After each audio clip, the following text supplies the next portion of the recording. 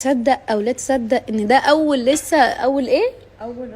اول راوند يعني لسه في تاني. احنا مش عارفه احنا هنودي فين يعني. احنا ما عرفناش نصور قبل عشان قعدنا كلنا على طول. كسفتنا. اشرحي لنا بقى يا ميرال ده ايه يعني؟ احنا اكلنا حاجات الاول. لحم بالبرقوق، دي اكله مغربيه، دي بنعملها لحم بالبرقوق. لحم بالبرقوق.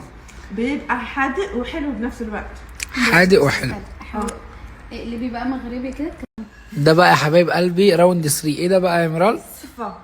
ايه صفا يعني ايه بقى؟ يعني الشعريه بتكون بسكر وقرفه ومع لوز ومع الزبيب وبيض. خلصان.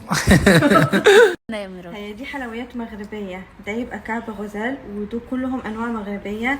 دي تبقى بريوات باللوز، يعني زي سمبوسه باللوز، بتبقى مطفيه بعسل. ودي حاجه اساسيه في رمضان. دي حاجه اساسيه في رمضان، يعني مفيش رمضان مفيش دي، يعني ماهوش رمضان.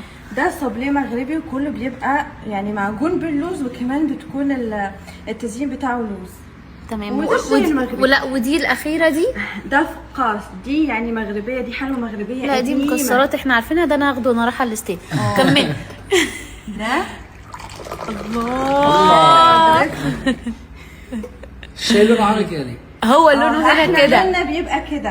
واحنا في البيت انا بقى انا اصلا عشان تبقى الزيوت وكل الفوائد فيه، لانه اول ما بيتغلى الشاي بتروح كل الزيوت العضويه اللي فيه. مرة بيبقى سخن ازاي؟ المسه. حاول تدوق. حاول تدوق.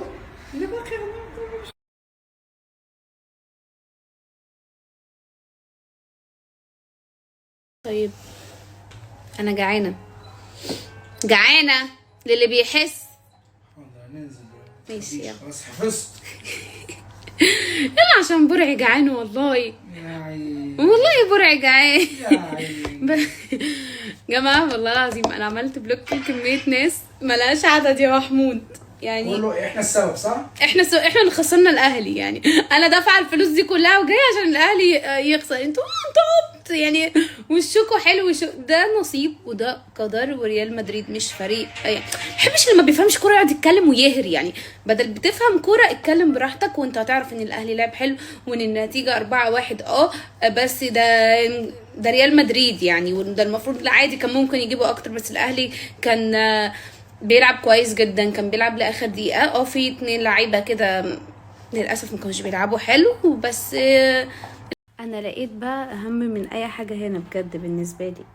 بصوا بس انا يلا بقى ننزل ناكل عشان انا جعانه. بصوا الحمام هنا شكله حلو قوي قوي بجد. بصوا كتير قوي.